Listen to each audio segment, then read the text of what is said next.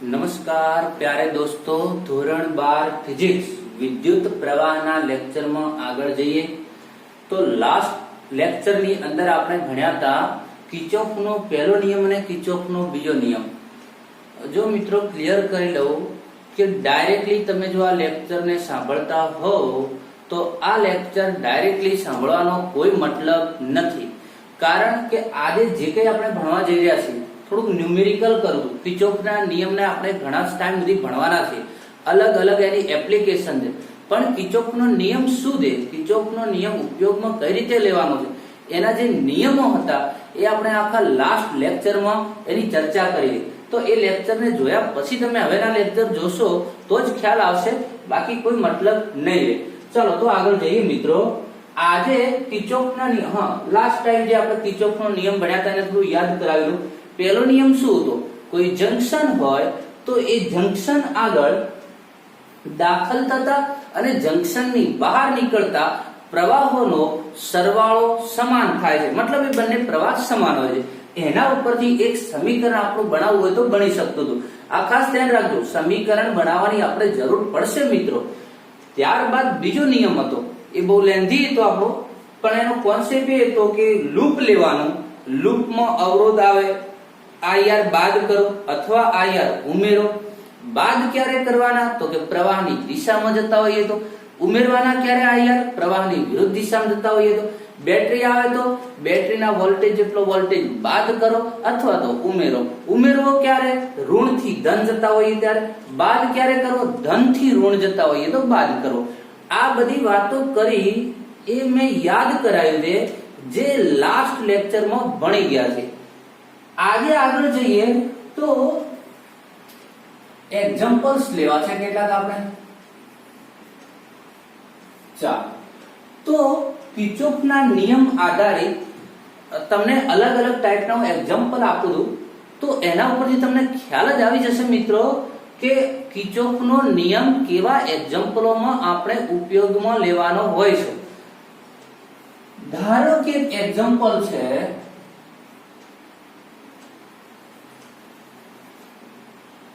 ચાલો આપણે બંધ લૂપ માટે કાલે તમને શીખવાડ્યું, એના આધારિત હું એક એક્ઝામ્પલ લઉં છું.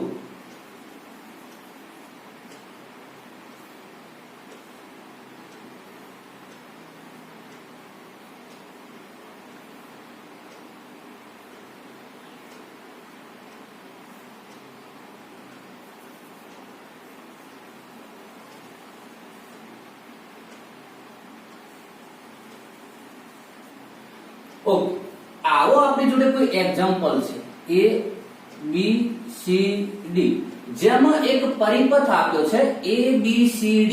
આવો એક પરિપથ છે. અવરોધ સપોઝ 1 ઓહમ નો અવરોધ છે. બીજો આપણને 2 વોલ્ટની આ બેટરી આપી છે, અને ધારો કે અહીંયા આપણને 2 વોલ્ટની બેટરી આપી છે એવું લઈ લઈએ. આપણને કહી દીધું હોય પરિપથમાં પ્રવાહ નક્કી કરો. આ પરિપથમાં પ્રવાહ નક્કી કરો. હવે જ્યારે આવો કોઈ પરિપથ આપ્યો હોય, એક તો પ્રવાહ નક્કી કરવાની આપણી રીત છે કુલ વોલ્ટેજ ભાગ્યા કુલ અવરોધ.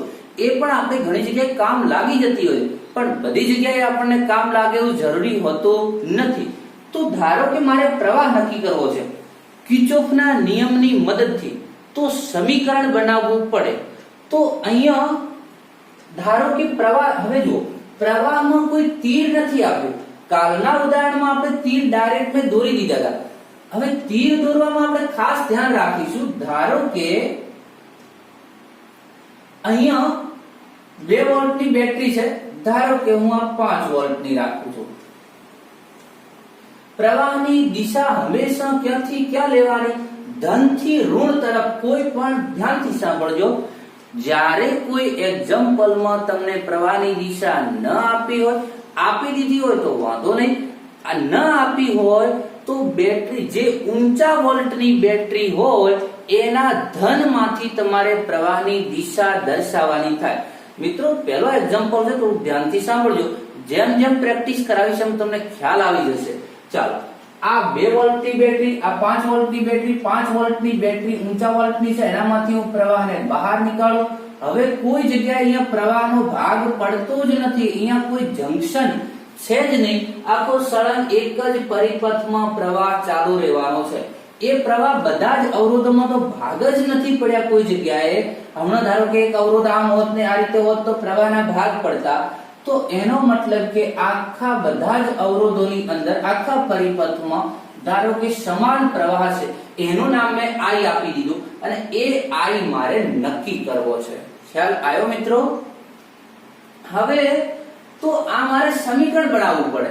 જ્યારે જ્યારે આવો કોઈ અવરોધ, આવા કોઈ પરિપથની અંદર અવરોધ નક્કી કરવો હોય, કોઈ વોલ્ટેજ, કોઈ બિંદુનો વોલ્ટેજ નક્કી કરવો હોય, કોઈ અવરોધ નક્કી કરવો હોય, તો કિર્ચોફના નિયમ આપણને કામ લાગશે આની અંદર। તો હું લૂપ લઈ લઉં, લૂપ લઈને સમીકરણ બનાવવાની આપણી એ બે જ રીત છે। એક કિર્ચોફના પહેલા નિયમ પ્રમાણે, પણ પ્રવાહોનો ભાગ પડતો હોય તો એની જરૂર પડશે, બાકી કિર્ચોફના બીજા નિયમ પ્રમાણે। અહીં ધારો કે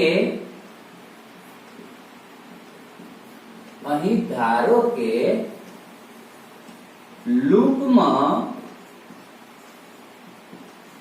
I પ્રવાહ વહે છે।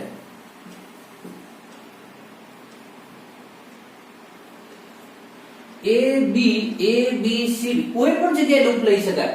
A B C B A અથવા D C B A કોઈ પણ જગ્યાએથી લૂપ ચાલુ કરો અને આપણે ત્યાં આવીશું। આપણે અહીંયા ABCD આ રીતે હું લૂપ લઈ લઉં છું, તો A B C D A માર્ગે લૂપ લેતા। મિત્રો મેં પહેલા કહ્યું કે કાલનો લેક્ચર તમે બરાબર જોશો, એનો કોન્સેપ્ટ યાદ હશે તો જ આ બધું ભણવાનો મતલબ છે, બાકી કોઈ મીનિંગ નથી ભણવાનો। એ આગળનો વોલ્ટેજ મેં કહ્યું કંઈક તો હોય, ખબર નથી ભાઈ, VA પ્રવાહ આવ્યો, અવરોધ આવ્યો, હા અવરોધનું મૂલ્ય કેટલું છે 1 ઓહમ છે, પ્રવાહ કેટલો છે I છે દરેકની અંદર, ક્યાં જઈએ છે પ્રવાહની દિશામાં જઈએ, શું કરવું પડે બાદ કરવા પડે। ચાલો I આનું મૂલ્ય કેટલું છે 1 ઓહમ, ચાલો લખી દીધું 1 ઓહમ। બેટરી આવી, ક્યાંથી જઈએ છે ઋણથી ધન જઈએ છે, ઋણથી ધન જઈએ છે તો શું કરવાનું ઉમેરવાનું, 5 વોલ્ટ ઉમેરી દો। પાછો અવરોધ આવ્યો, બાદ કરો, પ્રવાહની દિશામાં જઈએ IR, ફરીથી અવરોધ આવ્યો, પ્રવાહની દિશામાં R નું મૂલ્ય 1 છે, હું મૂકી દઉં છું, પાછું IR 1 છે એનું મૂલ્ય, પાછો બેટરીનો ઋણથી ધન આવ્યો તો ફરીથી પ્લસ કરો 2 વોલ્ટ, ફરીથી આપણે ક્યાં આવીને ઉભા રહ્યા એ આગળ બરાબર VA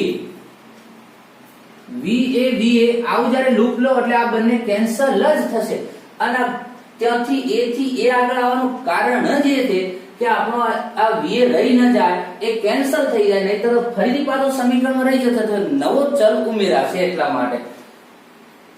okay, I plus 5 minus I minus I plus 2 is equal to 0। હવે કિંમતો મૂકી દીધી, minus I minus I minus I minus 3I પેલી બાજુ જશે તો 5 પ્લસ 2 કેટલા થઈ ગયા 7 ઇઝ ઇક્વલ ટુ 3I, અને તેથી I બરાબર 7/3 એમ્પિયર। ઓકે, ચાલો તો આ રીતે આપણે અહીંયા લૂપની અંદર વહેતો પ્રવાહ નક્કી કર્યો। ક્વેશ્ચન કઈ રીતે પૂછાઈ શકે, ધારો કે આપણે અહીંયા લૂપમાં વહેતો પ્રવાહ નક્કી કરો, તો આ રીતે નક્કી કરીશું। દરેક અવરોધમાં પસાર થતો પ્રવાહ નક્કી કરો, તો આ રીતે નક્કી કરીશું। તો આ રીતે આપણે કિર્ચોફના બીજા નિયમ પ્રમાણે સમીકરણ બનાવ્યું મિત્રો। સમીકરણ બનાવી અને આ રીતે પ્રવાહને કરતા બનાવ્યું। જો કે અહીંયા આપણને ડાયરેક્ટલી સીધી રીતે પ્રવાહ મળી જતો તો મિત્રો કિર્ચોફના નિયમ વગર। આ કેટલા વોલ્ટની બેટરી છે 5, આ કેટલા વોલ્ટની બેટરી છે 2, આના ઋણ ને ધન સાથે, જો આપણે ચાર્જિંગમાં ભણ્યા હતા કે ધન જોડાયેલા, ધન સાથે ધન, ઋણ સાથે ઋણ હોય તો એ વિરુદ્ધ દિશામાં હોય તો બાદબાકી થતી હતી। એ આપણે જો વિદ્યુત કોષોનું જોડાણ ભણવાના છે એ બાકી છે। જો કદાચ કોઈ કન્ટિન્યુઅસ લેક્ચરોને જોતા હોય અને એમને કોઈ રહી જાય કે સર વચ્ચે આ થિયરી રહી ગઈ તે રહી ગઈ, તેની ચિંતા ના કરશો, એ બધું ક્રમ બાય ક્રમ ચાલશે. કોઈ જગ્યાએ ઓર્ડર ચેન્જ કરવાની જરૂર પડે તો હું કરી દઉં છું, બાકી બધું ચાલશે, ચિંતા ના કરશો, ટ્રસ્ટ મી. ઓકે, ચાલો તો મિત્રો અહીંયા તો 5 વોલ્ટ આપણે ચાર્જિંગમાં ભણ્યા હતા કે ધન સાથે ધન હોય, ઋણ સાથે ઋણ હોય તો વિરુદ્ધમાં કહેવાય, બાકી સહાયકમાં કહેવાય. તો આ તો ધન સાથે ઋણ છે, ઋણ સાથે ધન છે, તો આ બે બેટરીઓ કેવી છે? સહાયકમાં છે. તો 5 વોલ્ટ ને 2 વોલ્ટ 7 વોલ્ટ થઈ ગયો. તો કુલ વોલ્ટ કેટલો? 7. અવરોધ કેટલો? 1 1 1 3. તો અહીંયા તો આપણે ડાયરેક્ટલી ખબર પડી જતી હતી, પણ અહીંયા આપણે કિર્ચોફના નિયમ પ્રમાણે નક્કી કર્યું મિત્રો. ઓકે, તો આ હતો કિર્ચોફના નિયમ પ્રમાણે લૂપમાં પ્રવાહ નક્કી કરવાનો એક આપણો એક્ઝામ્પલ હતો. ઓકે, તો જ્યારે મિત્રો તમારે આવો કોઈ અવરોધ શોધવો હોય, કોઈ પ્રવાહ નક્કી કરવો હોય, કોઈ બેટરીનો વોલ્ટેજ શોધવો હોય તો આ રીતે લૂપ લઈ લો, લૂપ લઈને સમીકરણ બનાવો, સમીકરણ બનાવી જે શોધવાનું હોય એને કરતા બનાવો. આ રીતે તમે એને સોલ્વ કરી શકશો. આગળ જઈએ. હવે બીજો એક એક્ઝામ્પલ લઈએ, બરાબર ધ્યાનથી સાંભળજો.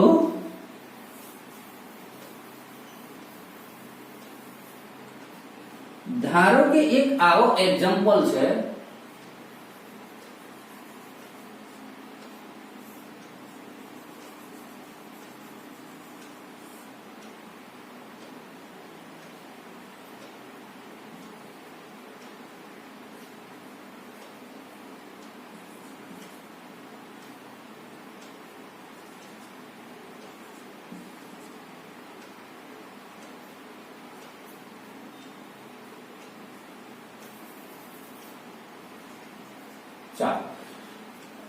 આ એ બિંદુનો વોલ્ટેજ 10 છે, બી બિંદુનો વોલ્ટેજ 2 વોલ્ટ છે. આ રકમ શું કહે છે સમજી લેજો. એ બિંદુ આગળનો વોલ્ટેજ 10 વોલ્ટ, બી બિંદુ આગળનો વોલ્ટેજ 2 વોલ્ટ, વચ્ચે એક બીજી બેટરી જોડેલી છે 2 વોલ્ટની.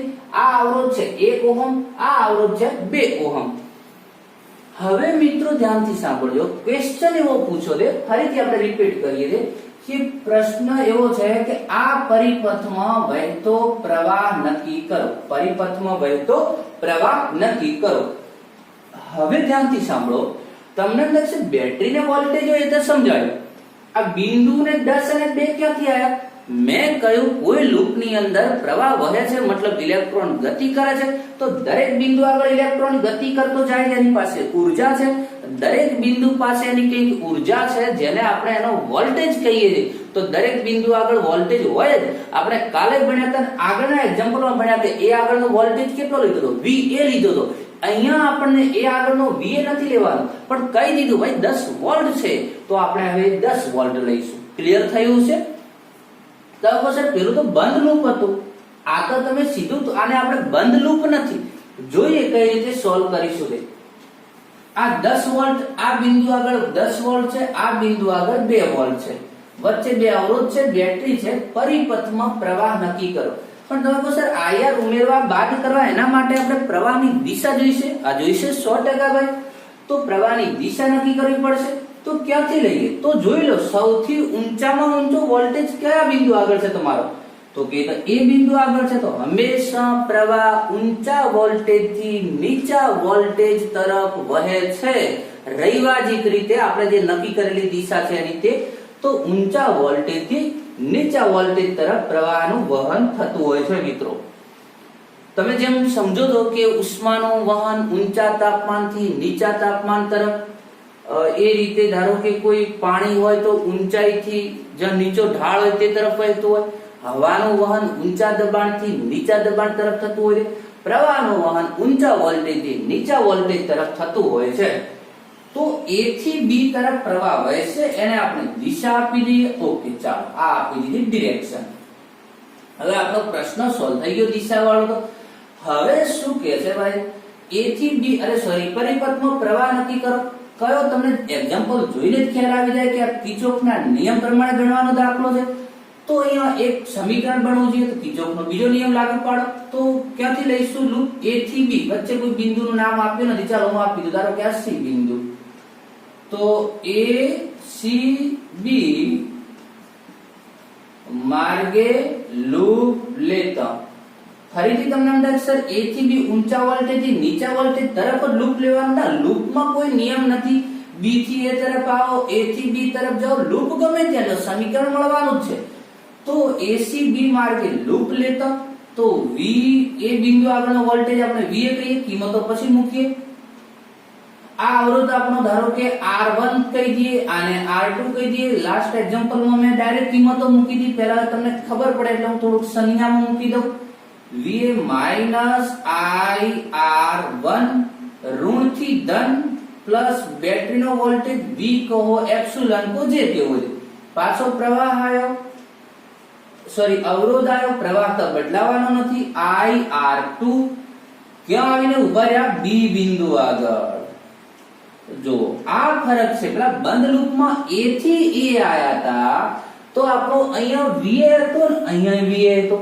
VA કેન્સલ થયો, કારણ કે ત્યાં આપણને એ બિંદુ કોઈ બિંદુ આગળનો વોલ્ટેજ જ નતો આપ્યો.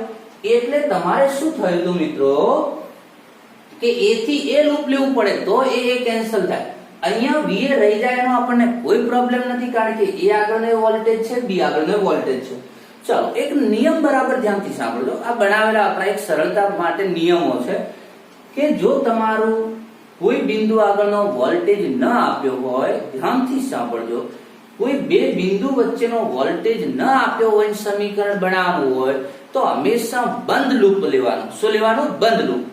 પણ જો તમને કોઈ બે બિંદુ આગળનો વોલ્ટેજ મળી જતો હોય, બે બિંદુ આગળનો વોલ્ટેજ, તો એ બે બિંદુ વચ્ચે તમારે લૂપ લેવી. એ બે બિંદુ વચ્ચે લૂપ લઈને સમીકરણ બનાવવું. જેમ કે આપણે અહીંયા A B વચ્ચે લૂપ લીધું, સમીકરણ બનાવ્યું. ઓકે, એનું મૂલ્ય મૂકી દઈએ મિત્રો. કેટલું છે ભાઈ? 10 વોલ્ટ. I ની કિંમત નક્કી કરવાની છે. R ની કિંમત કેટલી? 1. એપ્સિલોન ની કિંમત, તો એપ્સિલોન ની કિંમત કેટલા વોલ્ટની બેટરી છે? 2. ક્યાંથી પણ ઋણથી ધન ગયા, પ્લસ કરેલું છે. ઓકે, માઈનસ I નક્કી કરવાનું છે. R2 2 ohm. VB કેટલો? 2 વોલ્ટ. ચાલો, minus I minus 2I minus 3I. 10 plus 2 10 plus 2 12 minus 2 એટલે કેટલા થઈ જશે? ફરીથી 10. ખ્યાલ આવી જતો છે? આવું simple mathematics. Minus I minus 2I, પેલી બાજુ જઈને 3I. So that I is equal to 10/3 ampere. Okay, તો આ રીતે આપણે પ્રવાહને નક્કી કર્યો. તો ખ્યાલ આવી ગયો છે મિત્રો. બીજો એક્ઝામ્પલ લઈએ. પહેલો સોલ્વ કર્યો, આ બીજો હતો. એક ત્રીજો એક્ઝામ્પલ લઈએ.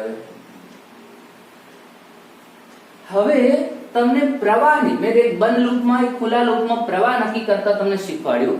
હવે એક બીજો એક્ઝામ્પલ લઈએ.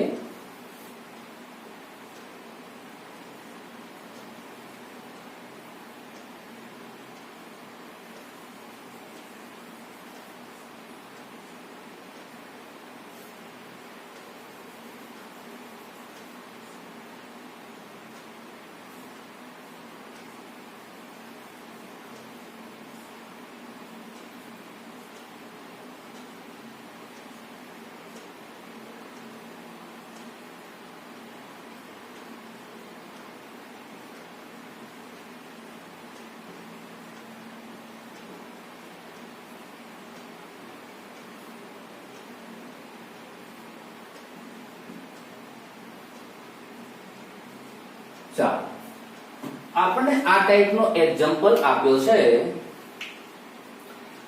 ત્રણ અવરોધ છે, 1 ઓહમ, 2 ઓહમ, 3 ઓહમ. આ બેટરીનો વોલ્ટેજ 1 વોલ્ટ, આ બેટરીનો વોલ્ટેજ 2 વોલ્ટ. આ બિંદુ જે આપણો સ્ટાર્ટિંગ પોઈન્ટ છે, જેને આપણે A કહીએ છે, આ અંતિમ બિંદુ B કહીએ. હવે ક્વેશ્ચન છે, અહીં પરિપથમાં વહેતો પ્રવાહ આપી દીધો છે. ચાલો, પરિપથમાં વહેતો પ્રવાહ આપણને આપી દીધો છે 1 એમ્પિયર. સપોઝ ચાલો 1 એમ્પિયર પ્રવાહ વહે છે, 1 એમ્પિયર. હવે આપણને ક્વેશ્ચન એ પૂછો છે, એ બિંદુ આગળનો વોલ્ટેજ નક્કી કરો અથવા એ બિંદુ આગળનું વિદ્યુત સ્થિતિમાન નક્કી કરો. આવો ક્વેશ્ચન છે, પ્રવાહ નથી. પણ ભાઈ ભલે ને જે હોય તે, આપણને અહીંયા જો એ આગળનું વોલ્ટેજ કયો છે તો VA ને કરતા બનાવી દઈશું. લૂપ લઈ લઈએ. હવે તમે કહો સર લૂપ ક્યાંથી ક્યાં ચાલુ કરી? જો હવે એક બીજો નિયમ. લાસ્ટ ટાઈમ હમણાં હું બોલ્યો થોડી વાર પહેલા કે જ્યારે તમારું સમીકરણ બનાવવું હોય તો બે બિંદુ વચ્ચેનો વોલ્ટેજ જાણતા હો તો એની વચ્ચે લૂપ લઈ લો, ન જાણતા હો તો બંધ લૂપ લઈ લો. એક નિયમ બનાવ્યો. બીજો નિયમ ધ્યાનથી સાંભળજો. તમારે કોઈ બિંદુ આગળનો વોલ્ટેજ નક્કી કરવો છે તો એ બિંદુથી જ તમે લૂપ ચાલુ કરો. ધ્યાનથી સાંભળો. જે બિંદુનો વોલ્ટેજ નક્કી કરવો હોય એ બિંદુ તો અંદર સમીકરણમાં આવવું જ જોઈએ, એટલે ત્યાંથી તમે લૂપ ચાલુ કરો. અથવા તો કોઈ જે બિંદુનો વોલ્ટેજ જાણતા હો ત્યાંથી ચાલુ કરીને જે બિંદુનો વોલ્ટેજ શોધવો હોય ત્યાં આવીને અટકો. ખબર પડે કે ના પડે? જે બિંદુનો વોલ્ટેજ નક્કી કરવો હોય એ બિંદુથી જ લૂપ ચાલુ કરો, અથવા કોઈ બીજા બિંદુથી ચાલુ કરીને એ બિંદુ આગળ આવીને અટકો. તો આ એનો નિયમ છે. બીજી વાત કે બીજું બિંદુ આગળ જઈને અટકવું અથવા તો બીજા બિંદુથી ચાલુ કરવું, તો એ બિંદુ કેવું લેવાનું? એ બિંદુ એવું લેવાનું કે જેનો તમે વોલ્ટેજ જાણતા હો. ધારો કે વચ્ચે સી બિંદુ મૂકી દઉં. ચાલો આ બિંદુનું નામ સી આપી દો. તમે એ થી સી લૂપ લેશો તો નહીં ચાલે, કારણ કે સી બિંદુ આગળનો વોલ્ટેજ નથી. પાછો એ સમીકરણમાં આવશે. એ જાણતા નથી તો આપણે વી એ નહીં નક્કી કરી શકીએ. બી લેશો ચાલશે બી સુધી, કારણ કે આપણે વી બી જાણીએ છીએ તો એની કિંમત મૂકી શકીએ. બહુ સિમ્પલ લોજિક છે.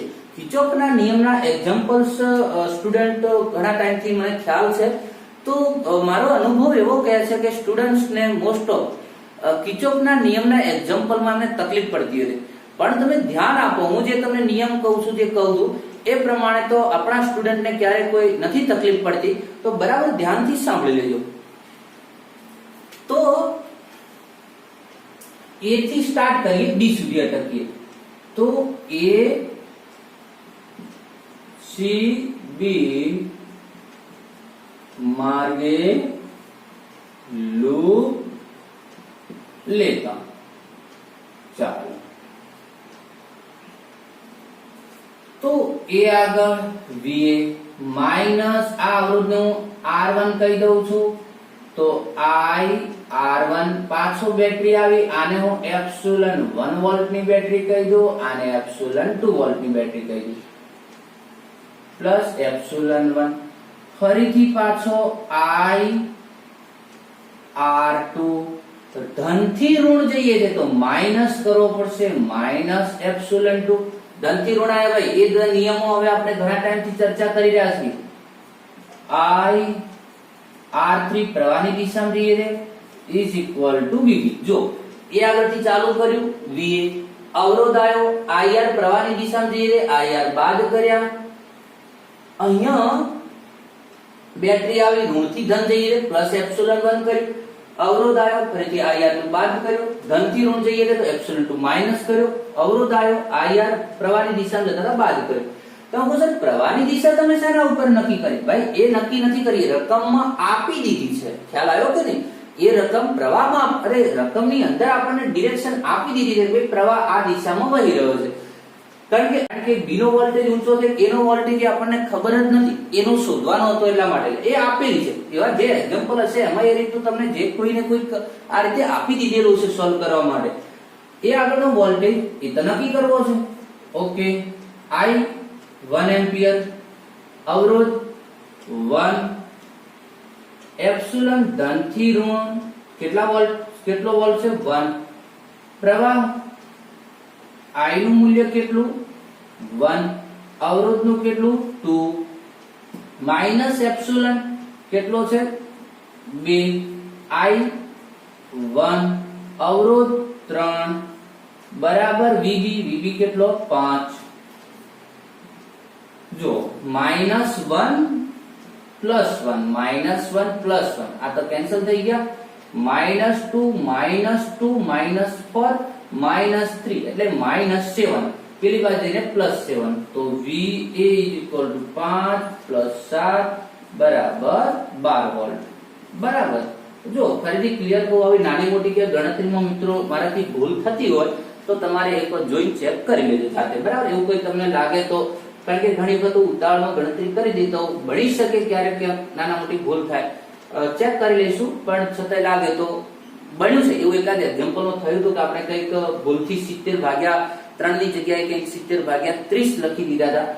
ઓકે ચાલો તો સમજી શકાવ સિમ્પલ મેથ હા કોઈ જટિલ ગણતરી હશે તો આમાં હું તમને ધ્યાનપૂર્વક કરાવીશ વધારે ગણતરી પણ આવી કોઈ બે એકમો કે પ્લસ માઇનસ માં ક્યાંક ભૂલ થાય તો બહુ કન્ફ્યુઝ ન થતા કેવા એ માંગુ છું કે તમને એવું લાગે કે એકદમ રેડી તમને દેખાતું જ હોય કે ભાઈ અહીંયા થોડી ભૂલ છે તમારો જવાબ બરાબર જ આવતો હોય તો કન્ફ્યુઝ ન થતા તમારો જે આન્સર આવે લખી દેજો આવું બન્યું હતું ત્યારે સ્ટુડન્ટ્સને ઘણી બધી કોમેન્ટ્સ આવી હતી તકલીફ પડતી હતી કન્ફ્યુઝ થાય કે અમારે તો આવો આન્સર આવતો નથી તો બની શકે કે મારામાં ભૂલ થઈ ગઈ હોય ભાઈ ઓકે ચાલો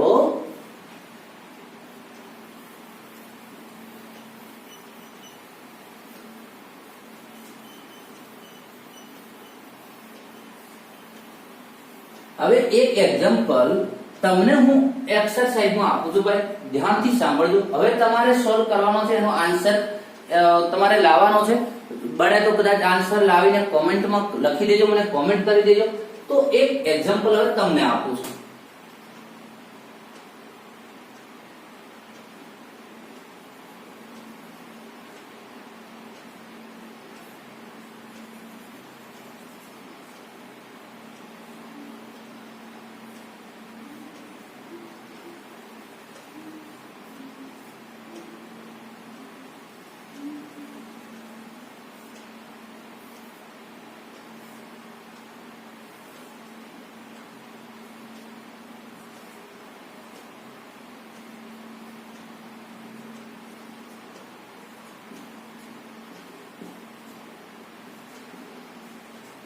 ચાલો આવા અવરોધ છે 1 વોલ્ટની બેટરી છે આ 2 વોલ્ટની બેટરી છે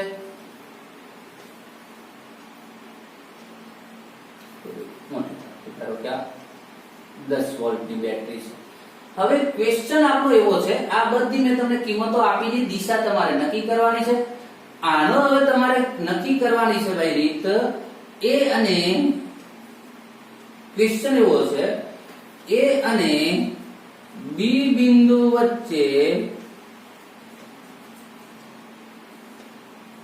PD નક્કી કરો ધ્યાનથી સાંભળજો A અને B બિંદુ વચ્ચે PD નક્કી કરો એટલે શું પોટેન્શિયલ ડિફરન્સ નક્કી કરો એટલે વિદ્યુત સ્થિતિમાનનો તફાવત નક્કી કરો અત્યાર સુધી આપણે શું કર્યું A આગળનો વોલ્ટેજ શોધ્યો હવે પછી B બિંદુ આગળનો વોલ્ટેજ શોધતા હતા પ્રવાહ નક્કી કરતા હતા આવી રીતે હવે તમને એવું કહી દીધું છે ભાઈ કે અહીં PD નક્કી કરો A અને B બિંદુ વચ્ચેનો A અને B બિંદુ વચ્ચે વોલ્ટેજનો તફાવત નક્કી કરો મતલબ A આગળનો વોલ્ટેજ VA B બિંદુ આગળનો વોલ્ટેજ VB એનો તફાવત એટલે શું VA VB જો VB મોટો હોય તો VB VA તો VA VB કે VB VA નક્કી કરો એને કહેવાય A અને B બિંદુ વચ્ચેનો PD એટલે કે વિદ્યુત સ્થિતિમાનનો તફાવત બહુ સિમ્પલ છે અત્યાર સુધી જે એક્ઝામ્પલ તમે બરાબર એને જોશો તો તમને આઈડિયા આવી જશે કે ભાઈ VA VB કઈ રીતે કરી શકાય છે ઓકે તો આટલું કામ તમારે જાતે કરવાનું છે તો કિર્ચોફના નિયમ આધારિત કેટલાક એક્ઝામ્પલ કરાયા આપણે હજુ તો આ બહુ બેઝિક એક્ઝામ્પલ કરાયા છે તમને મેં સમીકરણ બનાવતો શીખવાડી દીધું હજુ તમે જોયું આમાં આપણે કિર્ચોફના પહેલા નિયમનો કોઈ ઉપયોગ જ નથી કર્યો નેક્સ્ટ લેક્ચરમાં હજુ થોડા ડીપમાં જઈશું બીજા એક્ઝામ્પલ સોલ્વ કરીશું ભાઈ ઓકે તો જે કઈ અહીંયા શીખવાડવામાં આવે છે બરાબર એને નોંધ કરતા રહેજો મિત્રો અને લખતા જજો એટલે રિવિઝન કરી શકાય લેક્ચરના અંતે આપણે ઘણા બધા એક્સ્ટ્રા તમારા જીનીટ માટે પણ લેક્ચર લેવાના છે તો બરાબર જે કઈ શીખવામાં આવે છે શીખતા જાઓ તો આજની વાર્તાને આટલે સ્ટોપ કરીએ મિત્રો મળીએ નેક્સ્ટ લેક્ચરમાં